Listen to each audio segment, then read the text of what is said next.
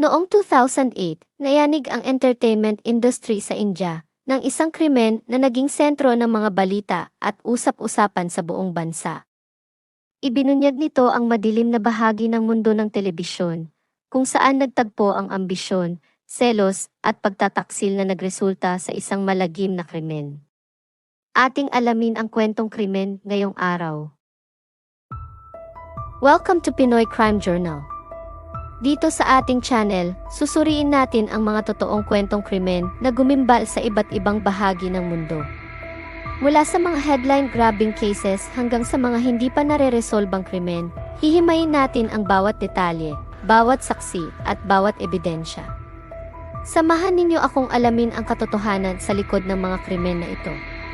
Huwag kalimutang mag-subscribe at i-click ang notification bell para hindi ninyo ma-miss ang kahit isang episode.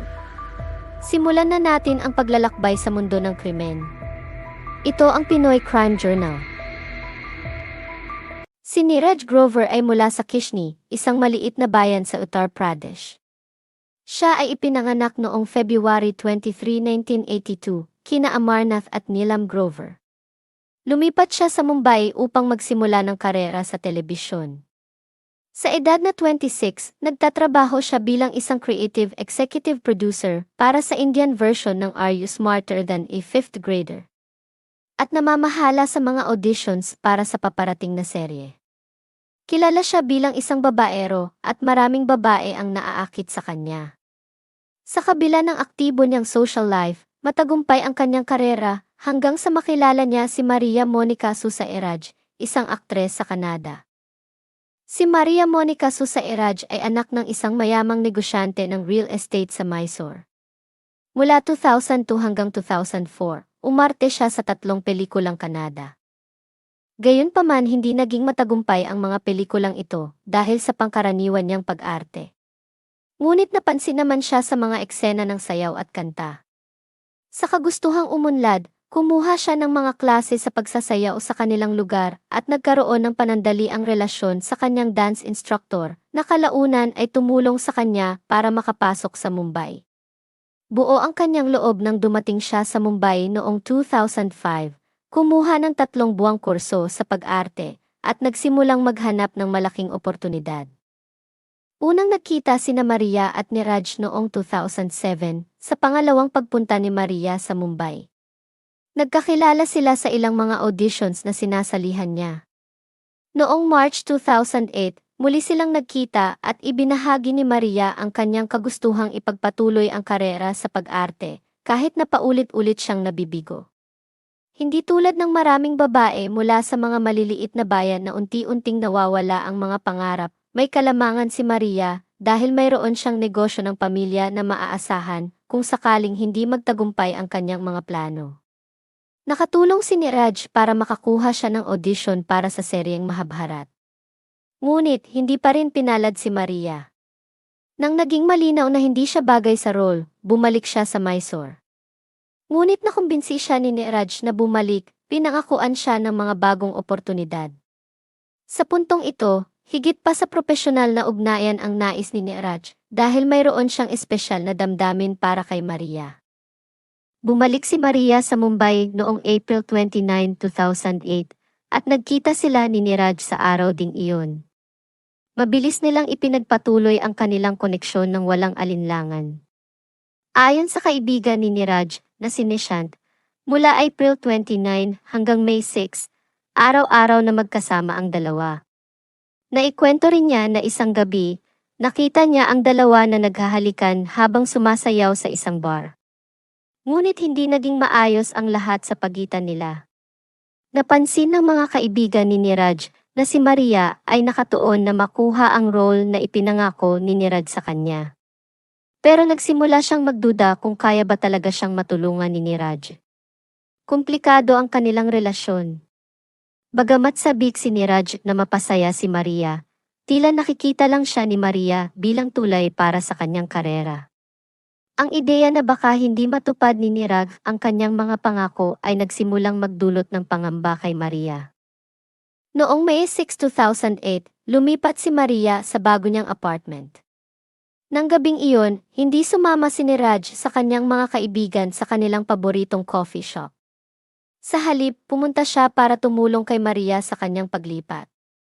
Nang tawagan siya ng mga kaibigan, sinabi niyang kailangan siya ni Maria. Nang imbitahan siya ng kanyang mga kasama sa bahay para sa isang handaan, pareho ang kanyang dahilan. Iyon ang huling pagkakataon na narinig siya ng kanyang mga kaibigan. Ang pahayag ni Maria sa korte ay nagbigay ng ibang bersyon ng mga pangyayari. Sinabi niya na bandang alas 11 ng gabi pagkatapos niyang makiligo sa isang kapitbahay, nakita niya si Niraj na naghihintay sa kanyang pintuan. Ipinakilala niya si Niraj sa kanyang kapitbahay at magkasama silang pumasok sa apartment. Nag-alok si Niraj na tumulong sa pag-aayos ng bago niyang tirahan. Nagsabi rin siya na gusto niyang magpalipas ng gabi dahil may trabaho siya kinabukasan ng umaga at pumayag si Maria. Nagpatuloy sila sa pag-aayos ng gamit hanggang mapagod sila bandang alas 4 ng madaling araw. Magkasama silang natulog sa iisang kama. Tahimik ang apartment, tanging ang tunog ng malapit na Malad Creek ang maririnig sa paligid. Ang katahimikan na iyon ay nabasag ng tumunog ng malakas ang doorbell, bandang 7:30 ng umaga noong May 7. Nasa labas ng pintuan ng apartment ni Maria si Lieutenant Emil Jerome Matthew. Isang batang opisyal ng Navy, si Emil ay nasa landas tungo sa matagumpay na karera.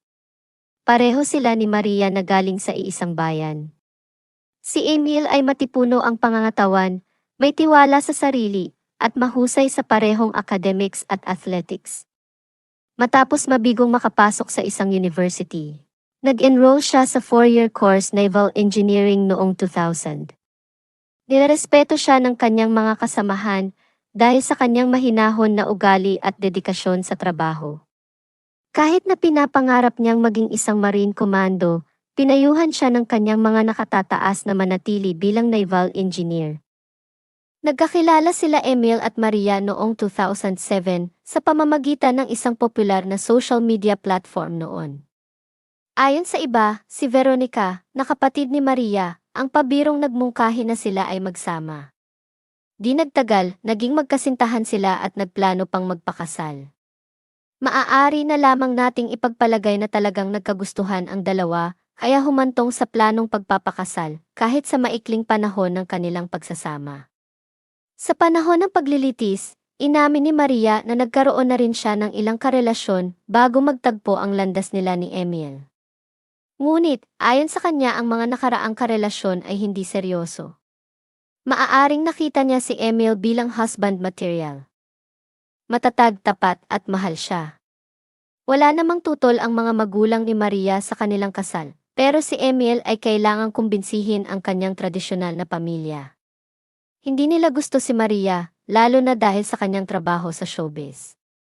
Para sa kanila, hindi bagay ang kanyang imahe para sa kanilang anak. Patuloy ang regular na komunikasyon ni Emil at Maria sa pamamagitan ng tawag sa cellphone dahil naka-assign si Emil sa malayong naval base habang si Maria ay madalas palipat-lipat sa pagitan ng Mumbai, Bangalore at Mysore.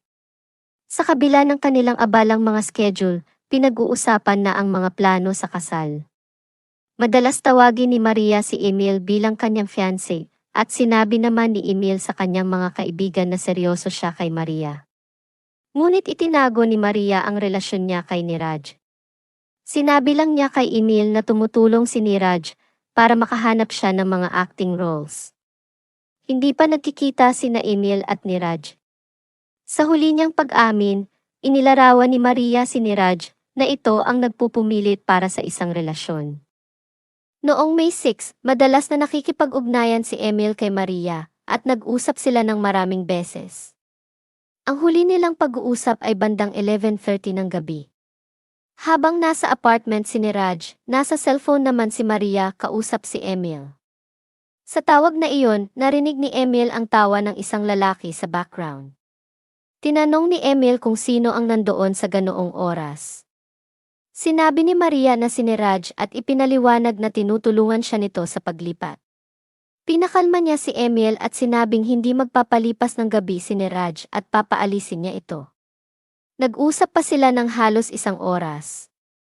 Dahil paubos na ang battery ng cellphone ni Maria, sinabi niyang tawagan siya sa cellphone ni Niraj at ibinigay ang numero nito.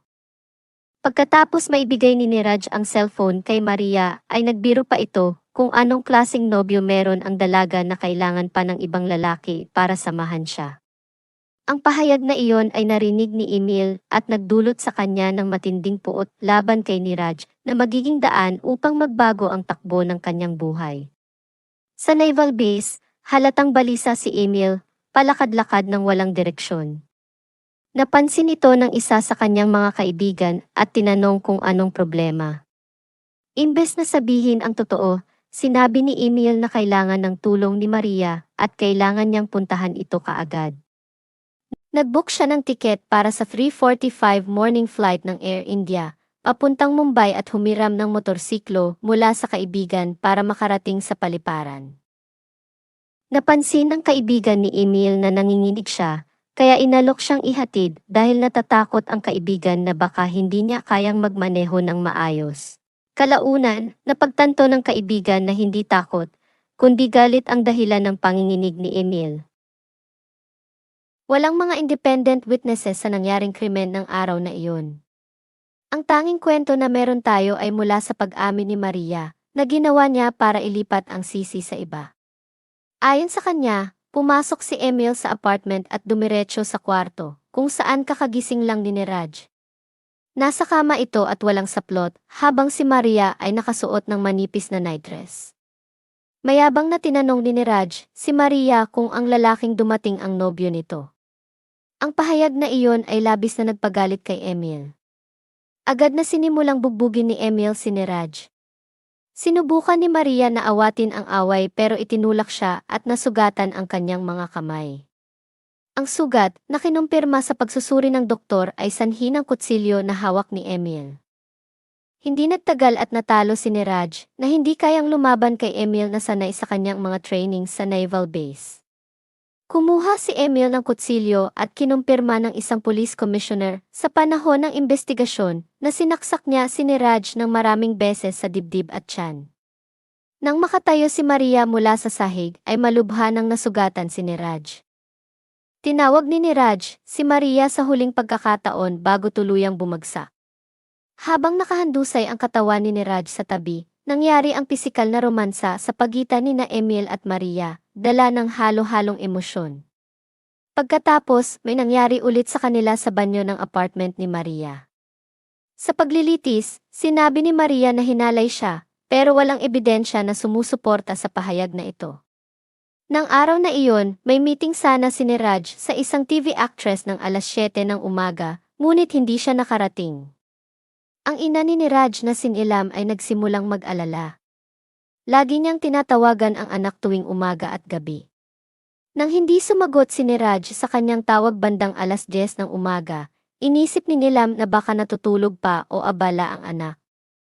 Ngunit habang lumilipas ang oras at hindi pa rin sumasagot si Niraj, ang kanyang bahagyang pag-aalala ay napalitan ng matinding pangamba.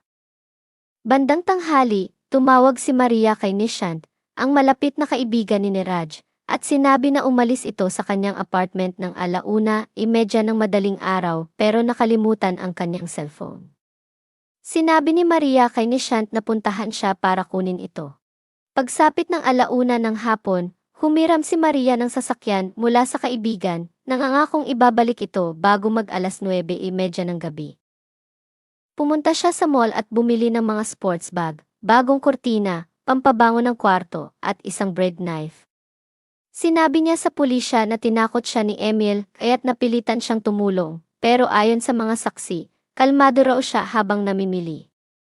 Sa isang press conference noong May 21, ibinunyag ng investigador na tinadtad ang katawan ni Niraj. Ayon sa ulat, inabot ng 4 na oras si Emil para pilasin ang katawan ng biktima. Dahan-dahan niyang ginawa ito dahil mapurol ang kutsilyo. Maingat niyang pinutol ang bangkay sa loob ng banyo, habang pinabayaan niyang tumutulo ang tubig upang hugasan ang dugo. Tinulungan siya ni Maria na ipasok ang mga pira-pirasong katawan sa mga bags na binili niya mula sa mall. Nilinis ni Maria ang apartment, pinalitan ang mga kortina, at itinapon ang kutsilyo, umaasang hindi na ito mahahanap pa. Tumawag pa sila ng pintor na nangakong pupunta kinabukasan. Bandang 4:30 ng hapon, isinakay nina Emil at Maria ang mga bags sa hiniram na kotse, habang pinapanood sila ng security guard ng gusali ng may pagtataka. Nagmaneho si Emil patungong Manurwada, malayo sa lungsod. Habang nasa daan, bumili sila ng lata ng gasolina at lighter. Sinunog nila ang mga labi ni Niraj, sinigurong walang makakita sa kanila. Sa panahon ng investigasyon, dinala ni Maria ang mga pulis sa lugar na itinapon ang bangkay ng biktima. Ang natira na lamang ay mga piraso ng ribcage at bungo ni Niraj. Nasunog na tela, isang butonis, isang kadena, at armband. Pagsapit ng 9:30 ng gabi, bumalik sina Maria at Emil sa apartment, kampante na matagumpay nilang naitago ang krimen. Ngunit, nag-iwan sila ng mga bakas sa ginawang krimen na nasundan ng mga investigador.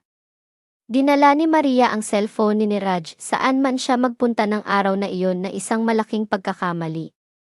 Nagpapanik na ang pamilya at mga kaibigan ni Niraj. Mula 10 ng umaga hanggang 9:30 ng gabi, tumanggap ang cellphone ni Niraj ng humigit kumulang 130 missed calls. Lahat ng ito ay hindi sinagot maliban sa isang tawag mula sa kapatid ni Niraj na si Shika. Narinig niya ang mahihinang ingay bago naputol ang tawag. Ang aksidenteng pagsagot sa tawag, habang nasa bulsa ni Maria ang cellphone noong kinuha niya ang hiniram na kotse, ang naging susi sa pagkakalutas ng kaso. Pumunta ang kaibigan at pinsan ni Niraj sa apartment ni Maria para kunin ang cellphone ng biktima. Sa halip na papasukin sila sa loob, sinalubong sila ni Maria sa baba ng gusali. Iniabot niya ang cellphone ni Niraj at sinamahan sila sa himpilan ng pulis upang magsampa ng missing person report. Umiyak pa siya nang tanungin kung nasaan si Niraj. Pagbalik ni Maria, nag-usap sila ni Emil tungkol sa kanilang plano, siniguradong magtutugma ang kanilang mga kwento para maiwasan ang pagdududa. Kinabukasan, nagbigay sila ng pahayag sa mga pulis, nagpanggap na wala silang alam kung nasaan si Niraj. Kumpiyansa na matagumpay ang kanilang pagtatago sa krimen, nag-lunch pa ang magkasintahan bago bumalik si Emil sa naval base noong May 9. Samantala, ang pamilya ni Niraj ay desperado nang naghahanap sa kanya. Ang kanyang amang si Amarnath ay lumipad mula sa Kanpur at nagsimulang maghanap sa kanyang anak. Naglagay siya ng mga posters kasama ang mga kaibigan at pamilya, umaasang may makapagbibigay ng impormasyon. Dahil walang progreso mula sa pulisya, lumapit si Amarnath sa crime branch ng Mumbai Police na nagsimula ng sariling investigasyon. Sa investigasyon, lumabas na si Maria ang prime suspect dahil siya ang nakitang huling kasama ng biktima. Sa una, sinabi ni Maria sa mga investigador na siya ay namimili sa dadar noong hapon ng pagpatay. Ngunit nang ipakita ng mga pulis ang ebidensyang nagpakita ng tawag mula sa cellphone ni Niraj, kinabahan na si Maria. Ang lokasyon ng cellphone ni Niraj bandang 7:30 ng gabi ay nagpakitang papunta ito sa Manurwada na hindi maipaliwanag ni Maria.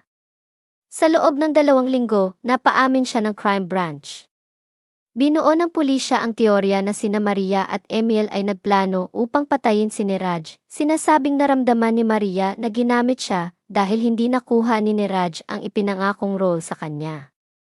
Ang nakapagpapabigat na ebidensya sa teoryang ito ay nakapag-book na si Emil ng flight papuntang Mumbai ng alas 9 ng gabi, ilang oras bago pa dumating si Niraj sa apartment ni Maria. May isang teorya pa na tinawag ni Maria si Niraj kahit alam niyang darating si Emil kinabukasan ng umaga. Ngunit hindi ito pinaniwalaan ng hukom. Binigyang diin niya na lahat ng nangyari, mula sa biglaang pag-alis ni Emil hanggang sa pagpatay at pagtatago sa krimen, ay tila mga desisyong ginawa sa init ng sitwasyon, hindi isang planadong sabuatan.